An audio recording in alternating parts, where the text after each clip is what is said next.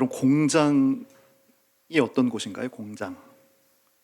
어떤 원료나 재료를 가지고 가공해서 물건을 만들어내는 그런 설비를 갖춰둔 곳, 이런 곳을 공장이라고 합니다. 여기 공장에서 만들어지는 물건들을 한번 생각해 보세요. 대다수가 우리 인간 삶에 필요한 것들을 만들어내거든요.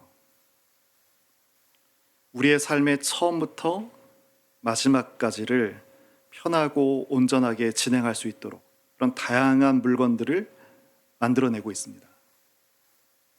그렇다면 내 죽음을 생산해내는 공장이 있다는 것을 여러분 아세요? 내 삶을 위해서 매일 수만 가지의 물건들이 공장에서 만들어지고 있는데, 사실은 이것들보다 더 필요한 것은요, 나의 죽음을 생산해내는 공장이에요.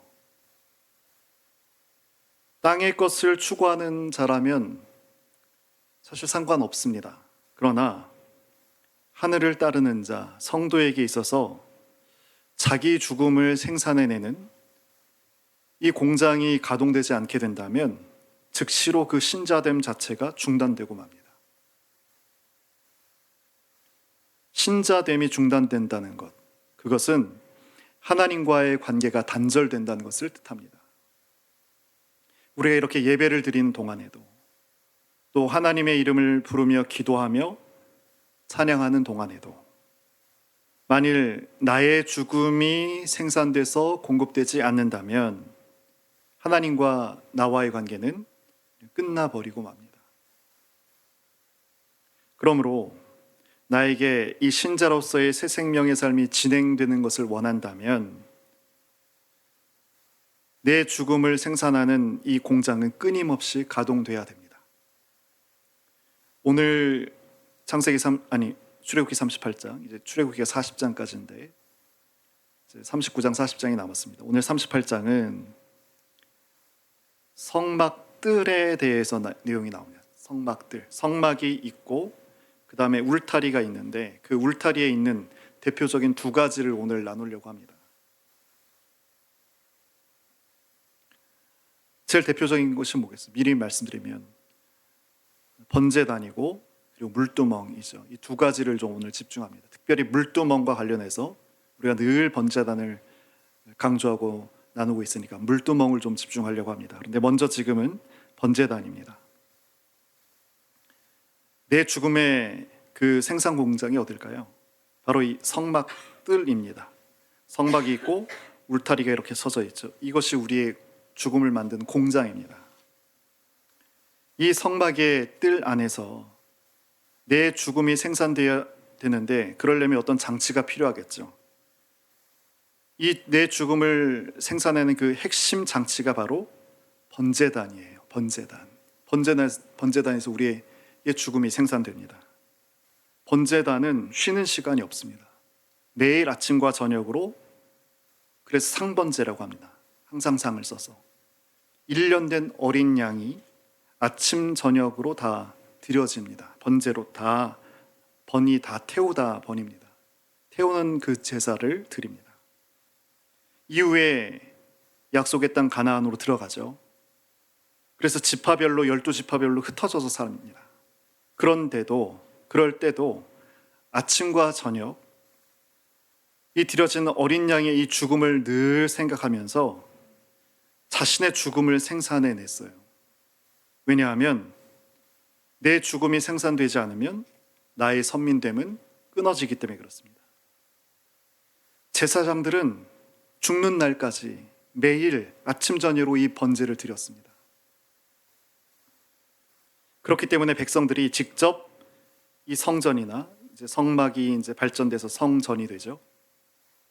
이 성전이나 성막들 안에 와 있지 않더라도 지금 그 예루살렘에서, 지금 이곳에서 나 대신 양이 죽고 있다는 이 사실을 감각하는 거예요. 내가 어디 있어도 지금 나를 대신해서 양이 죽고 있다, 이것을 감각하는 거예요. 본능처럼.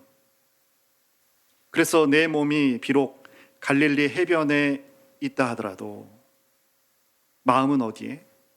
예루살렘 성전 뜰 이 번제단에서 내 마음이 죽고 있는 거예요. 이렇게 내 마음이 내 죽음 생산 공장에 이렇게 거하고 있는 한 내 삶의 현장 갈릴리죠. 갈릴리 해변에는 누가? 하나님의 영이 오시는 그런 교환이 일어납니다.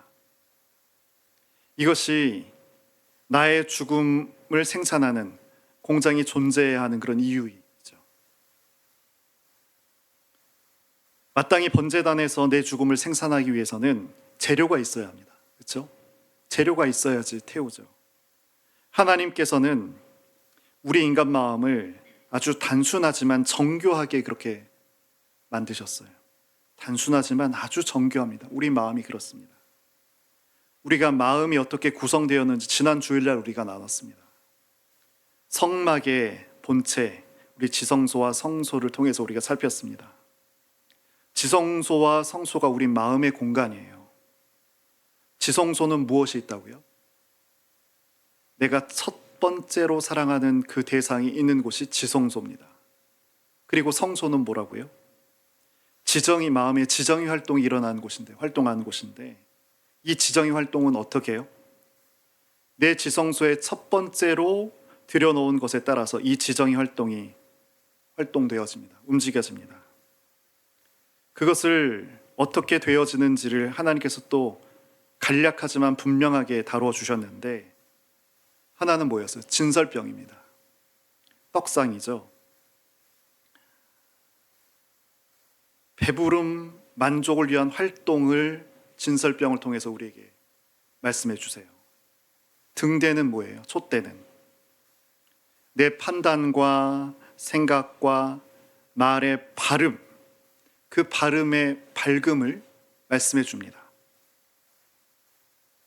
그러니까 밝음과 배부름은 뭐죠? 어떻게 이게 있어요? 내 지성소에 들어와 있는 첫 번째 사랑의 대상과 연결이 되는 거예요. 배부름도 밝아짐도. 이것이 분향단의 그 기도를 통해서 확인이 됩니다. 예를 들어서 내 마음의 지성소에 돈을 이렇게 넣었어요. 그러면 돈을 항상 벌어야지만 나의 배는 배부른 거죠. 그리고 돈을 벌기 위해서 돈에 대해서 내 눈이 밝아졌기 때문에 늘 돈을 쫓아갑니다. 그러면 날마다 분향단에서 24시간 기도가 피어오르는데 그것은 뭐라고요? 무엇이 되겠어요? 돈을 향한 24시간의 추구와 기도가 있게 되는 거겠죠. 그러니까 믿는 자든 믿지 않는 자든 모든 인생이 사실 이 성막 모양으로 구성된 마음으로 살아갑니다. 다만 어떻게 구분되냐면 이 마음의 지성소에 첫 번째 사랑이 무엇이 있는가에 따라서 그가 신자인지 그렇지 않은지가 구별이 되는 거예요. 그러면 이 번제단에는 어떤 재료를 집어넣어야지 내 죽음이 생산될까요? 여러분 한번 생각해 보세요. 지금까지 우리가 쭉 말씀을 나눴는데 아 그래 맞다. 번제단에 내 죽음을 생산해야 되겠다까지 이렇게 같이 쫓아왔는데 그 재료가 되는 건 어떤 걸까요? 내 마음의 지성소에 하나님 외에 들여온 것들, 그것을 번제단 위에 올려놓고 다 태우는 거죠. 이때 내 죽음이 올바르게 만들어집니다. 만일 내가 어떤 예를 듭니다. 어떤 일 때문에, 사업 때문에 걱정이 가득해요. 이 땅의 사람이라면 그것에 대한 걱정을 하고 생각하고 움직입니다. 그러나 성도는 어때요? 아, 내 마음이 지금 이 일에 붙들려 있다는 것을 아는 거예요. 그걸 아는 사람이 성도입니다. 내 마음이 하나님이 아니라 지금 다른 것에 의해 붙들렸구나라는 것을 알아요. 그래서 생각도, 걱정도, 계획도, 의도도, 느낌도, 감정도 다른 것에 매여 있다는 것을 아는 사람이 성도인 거예요. 이런 그 마음이 있다는 것, 루터가 그런 얘기를 했잖아요. 죄가 내 마음에 항상 또아리를 틀고 있는 것이 문제다. 새가 내 마음에 둥지를 틀기 위해서 악이 그 가지 하나, 이파리 하나를 계속 나와서 쌓잖아요. 갔다 와서. 그래서 흩으면 되는 거예요. 내 마음에 다른 것이 있음을 알고 그것을 내 죽음을 태우는 거죠. 핵심 잔치가 뭐라고요? 번제단이라고요. 그래서 이 모든 것들을 그곳에 올려서 태우는 거죠. 그래서 나의 죽음을 계속 생산해내는 거예요. 멈추지 않고. 근데 이렇게 내 죽음을 생산하게 될 때 하나님께서 약속을 주셨어요. 우리는 출애굽기에서 그 약속이 무엇인지 알았어요. 여러분 들어만 보세요. 적어놓고 나중에 확인해 보세요. 출애굽기 25장 8절. 내가 그들 중에 거할 성소를 그들이 나를 위해 짓되. 하나님께서 우리들 가운데 거하시겠다 하시잖아요. 그리고 이 유사하고 구체적인 말씀들이 성경엔 굉장히 많이 나타나요. 몇 군데만 말씀드릴게요. 레위기 26장 1절인데요. 내가 내 성막을 너희 중에 세우리니 내 마음이 너희를 싫어하지 아니할 것이며 나는 너희 중에 행하여 너희의 하나님이 되고 너희는 내 백성이 될 것이다. 이게 레위기입니다. 그리고 에스겔 37장 26절. 내 성소를 그 가운데 세워서 영원히 이르게 하리라. 그리고 신약의 고린도전서 3장 16절인데 너희가 하나님의 성전인 것과 하나님의 성령이 너희 안에 거하신 것을 알지 못하느냐. 이러한 변화를 하나님께서 기대하시고 약속하시면서 우리에게 무엇을 원하신다고요? 우리 마음에 이 죽음의 이 생산 과정이 멈추지 않는 것을 원하신단 말이에요. 인생이 삶을 위해 쌀을 공급받아야 되고 옷을 공급받는 것처럼 성도는 그렇기 때문에 죽음을 공급받아야 됩니다. 생산해내야 됩니다. 번제단을 통해서 내 죽음을 생산해내야 됩니다. 그러면 내 마음 지성소 안에 누가? 하나님께서 임재하신다고요. 우리 가운데 그 성전을 지으신다고 하고 그 이유는 그곳에 당신께서 함께 거하신다 하시잖아요. 그러기 위해서는 우리의 마음에 이 번제가 죄를 계속 태우는 이 일이 우리 가운데 있어야 한다는 거죠.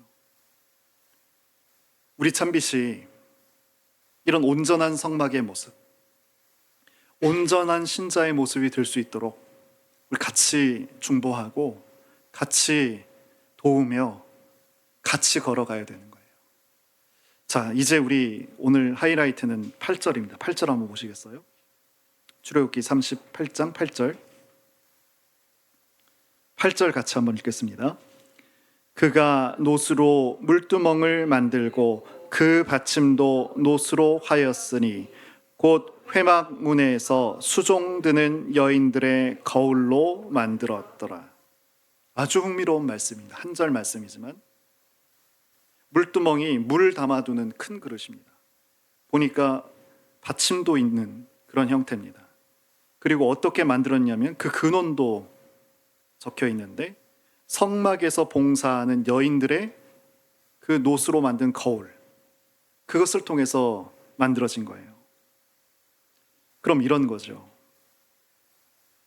물두멍은 여인들이 자기의 거울들을 포기한 것으로 그렇게 가능한 거예요. 근데 이 의미가 굉장히 큽니다.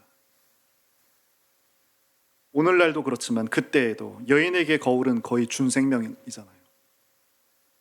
여성성의 상징이 거울 아닙니까? 이것을 대표로 하나 드린 게 아니라 다 드렸어요. 하나님께. 여기 핵심은 뭐냐면 여성들이 자기의 모습을 확인한 방법을 다 바꿔버렸다는 거예요. 자기 모습을 거울로 바라보는 방식에서 다른 방식으로 바꿨다는 거예요. 어떻게 바꿨냐면 이제는 하나님의 시선과 하나님의 얼굴 표정이 자신의 거울이 되는 거예요. 예를 들어서 신부가 피팅룸에 들어가서 드레스를 입고 나오잖아요. 그때 누가 밖에 있어요? 내가 그 신부가 마음을 다해서 좋아하는 예비 신랑이 함께 그 자리에 있습니다. 그러면 이제 이 예비 신부에게 거울은 더 이상 의미가 없어요. 왜? 예비 신부에게 거울은 이 남편의 얼굴이기 때문에 그렇습니다. 피팅룸에서 드레스를 입고 나왔는데 자기는 괜찮아요. 마음에 들었어요. 그런데 남편 얼굴이 별로 만족스럽지 못해요. 그러면 이 옷은 미운 것입니다. 그런데 반대로 남편의 얼굴이 화내요. 근데 내가 봤을 땐 이 옷이 조금 못마땅하지만 이 옷은 100점짜리가 되는 거죠. 즉 여인들이 거울을 드림으로 그래서 물두멍을 만들었다는 이 뜻은 한마디로 하자면 하나님의 얼굴이 자신의 거울이 되는 인생이 됐다. 이것을 말합니다. 이렇게 거울과 우리 인생, 거울과의 우리 인생의 관계, 이것을 오늘 이 아침 우리가 좀 살펴보려고 합니다. 4가지의 관계가 있어요. 이 가운데 우리의 모습은 어디에 위치해 있는지도 한번 확인해 봤으면 좋겠습니다. 첫 번째 유형은 우리가 잘 알고 있는 나르시시즘입니다. 나르시스는 그 그리스 신화에 나온 아주 잘생긴 미소년이죠. 그 용모가 얼마나 아름다웠든지 산의 요정이었던 에코가 그냥 한눈에 반해버렸어요. 그런데 에코는 헤라 여신에게 벌을 받아갖고 어떤 벌을 받았냐면 끄듬절만 계속 반복해요. 에코가 울림이잖아. 그렇게 끄듬절만 계속 반복하는 그런 벌 가운데 있어요. 그러니 자기 아름다움에 도취된 나르시스가 이런 에코의 사랑을 받아줄 리가 없죠. 그런데 신들의 전쟁입니다. 사랑의 신 아프로디테가 이 에코의 사랑을 받아주지 않잖아요. 나르시스가. 그래서 나르시스에게 벌을 내립니다. 어떤 벌을 주냐면 평생 샘물에 비친 자기 모습을 보게 하는 거예요. 그 자리를 떠나지 못하고 늘 자기 그 얼굴, 물에 비친 자기 모습을 애착하면서 결국에 어떻게 돼요? 그 물에 빠져서 죽고 맙니다. 그 자리에서 핀 것이 수사나라고 하죠. 오늘 말로 하면 공주병입니다. 나를 중심으로 모든 것이 이루어져야 하는 그런 유형. 내 모습에 스스로 반해버리는 그런 유형. 두 번째는요, 백설공주의 계모 유형입니다. 새 왕비가 마법의 거울 앞에 늘 쓰죠. 세상에서 제일 아름다운 자가 누군가를 늘 묻습니다. 그래서 이 마법의 거울이 당신이 제일 아름답습니다. 이 말을 들어야만 하루를 시작하는 거예요. 그런데 백설공주가 성년이 되는 날, 이 거울이 말합니다. 왕비님, 이제는 백설공주가 이 세상에서 가장 아름다운 여인입니다. 그러자 이 계모의 마음에 분노가, 질투심이 끓어오릅니다. 그래서 백설공주를 죽이겠다는 계획을 세우죠. 이것이 두 번째 유형입니다. 타인의 눈에 비춰진 자신의 모습을 추구하는 유형입니다. 사람들이 좋다고 하는 것을 쫓아가는 그런 인간 유형입니다. 그럼 먼저 나르시시즘은 타인이 뭐라 하든 관계가 없어요. 내 스스로 자기 만족해버리거든요. 자기에게 반해버린 사람이거든요.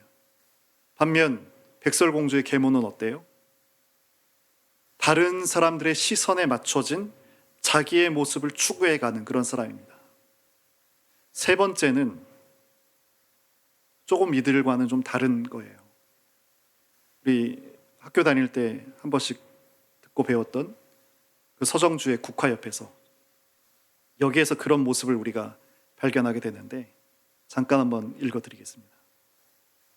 한 송이의 국화꽃을 피우기 위해 봄부터 소쩍새는 그렇게 울었나 보다. 한 송이의 국화꽃을 피우기 위해 천둥은 먹구름 속에서 또 그렇게 울었나 보다.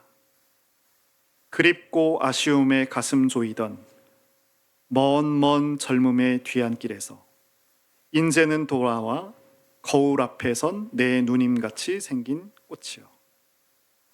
노란 내 꽃잎이 피려고 간밤의 무서리가 저리 내리고 내게는 잠도 오지 않았나 보다.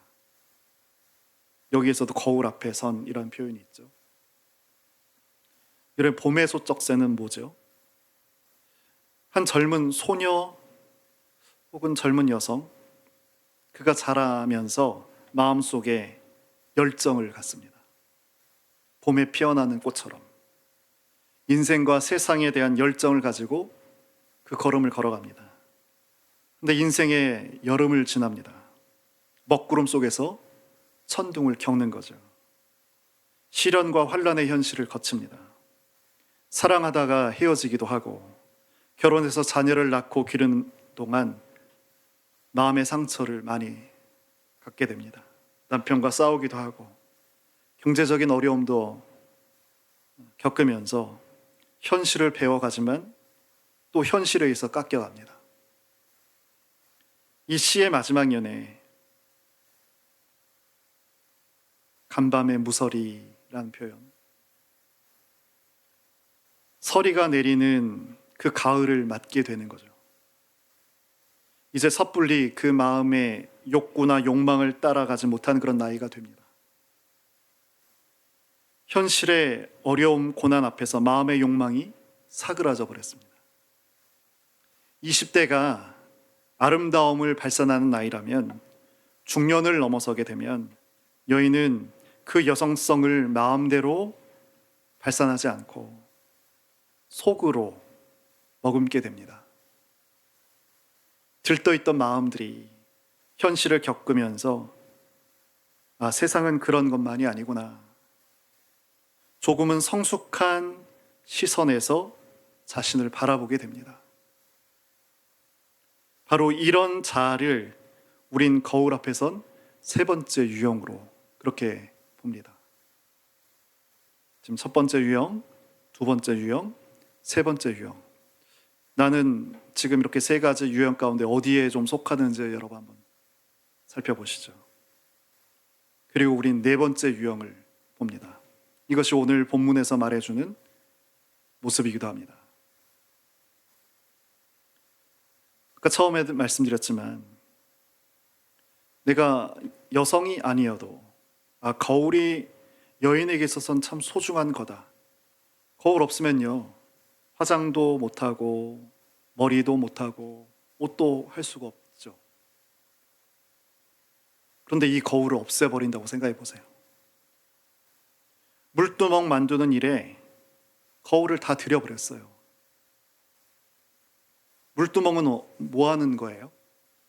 예, 맞습니다. 제사장들이 성소에 들어가기 전에 손과 발을 씻는 물을 이렇게 담아놓은 곳이 물두멍입니다.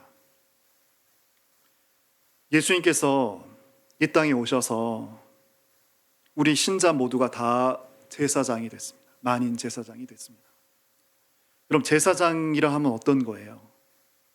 하나님과 직접 개인으로 만나는 존재가 됐다는 거예요. 과거에는 그 대제사장만 만나죠. 모세만 하나님께서 만나시죠. 그것을 대언하고 했던 것인데, 이제 우리가 다 하나님을 만납니다. 그럼 오늘의 질문과 이 대제사장과 한번 우리가 함께 생각해 볼 수 있어야 됩니다. 거울을 다 던져버린 것과 제사장이 됐다는 것과 어떤 관계가 있냐는 거예요. 처음, 자아도취적 이 나르시시즘을 다 끊어버린 거예요. 이제는 자기 모습을 보면서 반하지 않는 거예요. 내가 제사장이 됐다는 것은. 이제 또 다른 사람들이 나를 어떻게 보느냐 이제 상관이 없다는 거예요. 제사장이 됐다는 것이 그렇습니다. 세상 기준으로 봤을 때 나는 어떤가 하는 마음이 다 떠나버려진 거예요. 끊어져 버리는 거예요. 가난해서 창피했고, 좋은 학교 못 나와서 부끄럽고, 월급 많이 주는 회사에 취직 못해서 움츠렸던 그런 모습에서 떠나버리는 거예요. 다른 사람의 시선에서 나를 찾으려고 했던 그 마음이 떠나지는 것을 말해요. 그리고 세 번째는 어떤 거였죠? 현실의 경험, 또 인고의 세월을 다 지나면서 갈고 닦인 그 모습마저도 사실은 우리는 굉장히 성숙한 모습으로 보고 있는데 이 모습마저도 버려버리는 거예요. 던져버리는 거예요. 이 사람은 어떤 사람인가요? 제사장이 이런 사람이란 거거든요. 그는 어떤 사람이냐면 하나님 눈에 비친 자기 모습을 찾는 사람입니다. 이런 사람에게 거울은 필요가 없는 거예요. 세상의 거울은 필요 없는 거예요. 왜? 하나님께서 나를 봐주시기 때문에 그렇습니다. 그래서 세상에 대해서 나의 장님이 되어버려요. 다른 사람이 나를 보는 거에 대해서 장님이 되고, 내가 나를 보는 거에 대해서도 장님이 되고, 세월이 만들어주는 자신에 대해서도 장님이 되어버리는 거예요. 오직 하나님께서 말씀하신 나의 모습에만 눈이 뜬 사람이 되는 거죠. 그럴 때 하나님께서 우리에게 뭐라고 말씀하실까요? 내가 너를 깊이 사랑하는데, 너와 함께 영원한 세계를 살고 싶은데, 그러려면 씻겨야 한다. 그러려면 씻어야 한다. 이 하나님 말씀 앞에서 자신을 확인하고 그 하나님의 말씀을 거울을 삼아서 자신을 찾아가는 거죠. 그래서 거울을 버리는 거예요. 그래서 세상의 거울을 버리는 거죠. 이렇게 여인들의 헌신과 희생을 통해서 제사장들이 하나님을 만나기 위해 들어가기 전에 그 손과 발을 씻는 물두멍이 만들어졌습니다. 세상의 관점에서 나에게 도취되건, 다른 사람의 기준에서 보건, 세상의 경험과 시련을 통한 성숙함에서 나를 찾건, 이 모든 것을 다 뒤로 하고 오직 하나님 눈에 비친 나를 바라보는 것. 이 사람은 나를 물두멍에서 씻어야 함을 아는 사람입니다. 우린 어떤 사람입니까? 우리의 손과 발을 씻는 것은 이렇게 하나님을 만나고자 하는 거예요. 제사장 이 하나님을 만날 것처럼 우리의 손과 발을 씻어요. 내가 발로 향했던 모든 길을 멈추고 다 씻는 거죠. 내가 손대었던 모든 것을 다 두고 씻는 거죠. 그리고 하나님 앞에 나아가는 거죠. 그리고 그 하나님 만나는 것을 소원하는 거예요. 그것이 바로 기독교인입니다. 그가 바로 성도고 신자인 거예요. 오늘 주일 아침에 우리가 예배 드리면서, 말씀을 들으면서 이렇게 자신을 한번 살펴봤으면 좋겠습니다. 내 안에는 여전히 이 나르시시즘적인 자아도취적인 요소가 없나? 이만하면 나는 괜찮은 사람이지. 이런 점에서 아무래도 내가 낫지. 이런 마음. 또 백설 공주의 계모처럼 그 사람들이 말하는 성공, 세상의 아름다움을 계속 끝없이 추구하는 그런 모습이 나에게 여전히 있지 않은가? 그리고 셋째, 내 경험과 살아온 세월이 나에게 각인시키고 나를 조각해버린 그 모습으로 여전히 묶여있지는 않냐는 거예요. 한 번 성공한 건데, 한 번 실패한 건데 그것을 고정해서 나의 인생관으로 못 박아서 그것에 따라 살고 있지 않냐는 거예요. 내 자신을 한번 점검해 보셨으면 좋겠어요. 나는 어떤 인생을 살고 있는가? 살아왔고, 아니 앞으로 어떻게 살 것인가? 오늘 성경은 이 다양한 인생의 걸음 가운데 신자로서 서 있어야 할 것을 말씀해 주는 거예요. 물두멍을 통해서. 그것이 뭐예요?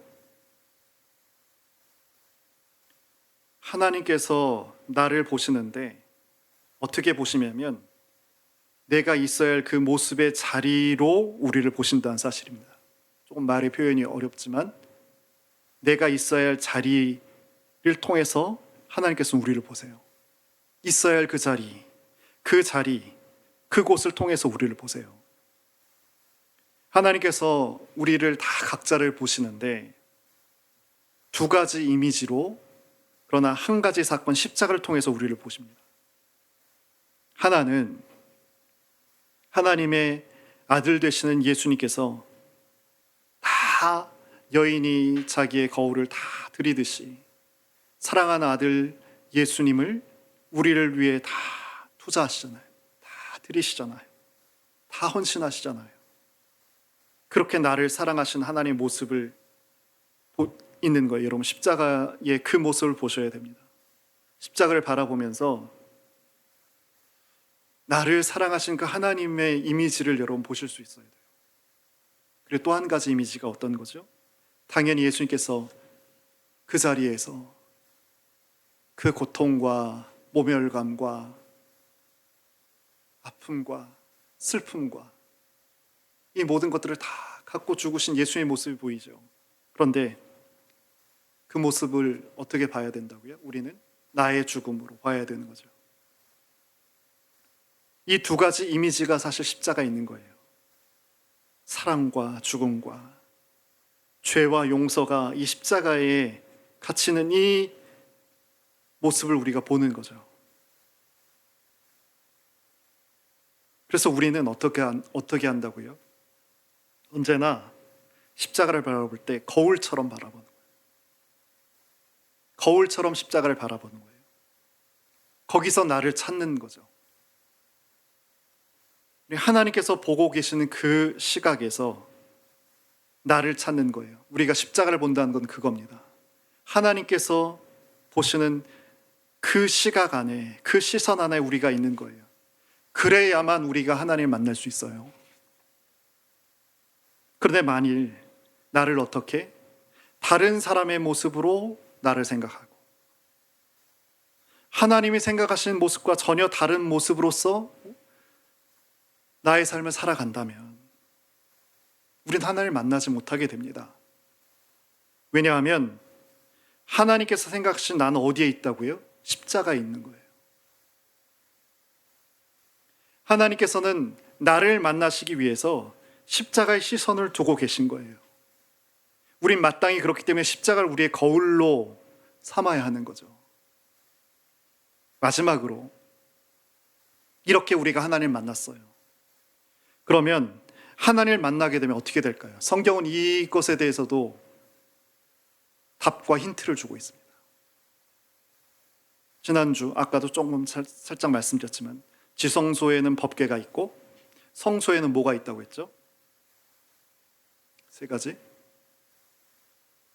촛대, 진설떡상, 또 분향대, 이렇게 세 가지가 있습니다. 진설병 상, 거기엔 떡이 있죠. 뭐예요? 하나님을 만난, 하나님이 중심축이 된 사람의 삶은 어떻다고요? 든든하다고, 배부르다고요. 떡은 이 세상에 필요한 모든 것이 하나님이 채워진다는 것을 말하거든요. 우리가 하나님을 만나면 이렇게 든든해집니다. 우리의 영혼이 든든해지는 거예요. 배불러지는 거예요. 그리고 등대잖아요. 어두움을 밝히는 것이 불입니다. 밝음입니다. 밝음. 인생을 계속 우리가 왜 공전해요? 왜 우리의 바쁜 거를 왜 자꾸 멈춰져요? 어두워지기 때문입니다. 순식간에 어두워져요. 순식간에 어두운 한복판에 서요. 우리가 하나님을 만나게 되면 이 어두움이 물러가는 거예요. 그리고 우리의 길이 보인다는 걸 말합니다. 세 번째가 분향단입니다.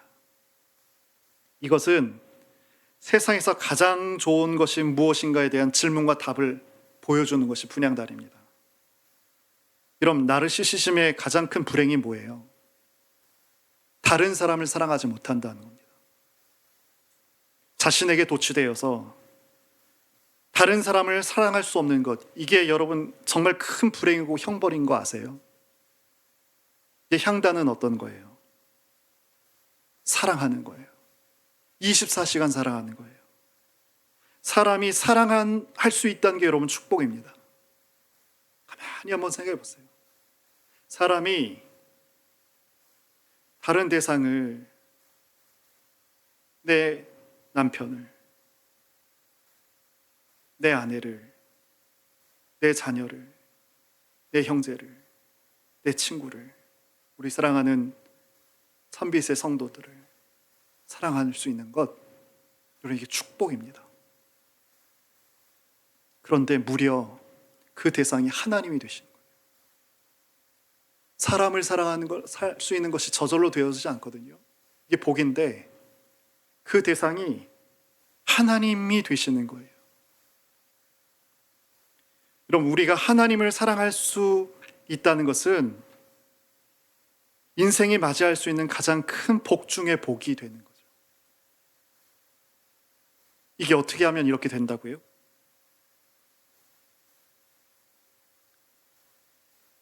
세상이 증거하는, 세상이 자랑하는 그 모든 거울들을 다 버려내고 십자가의 거울 앞에서 자신을 찾는 자가 되면 이러한 삶이 가능해진다.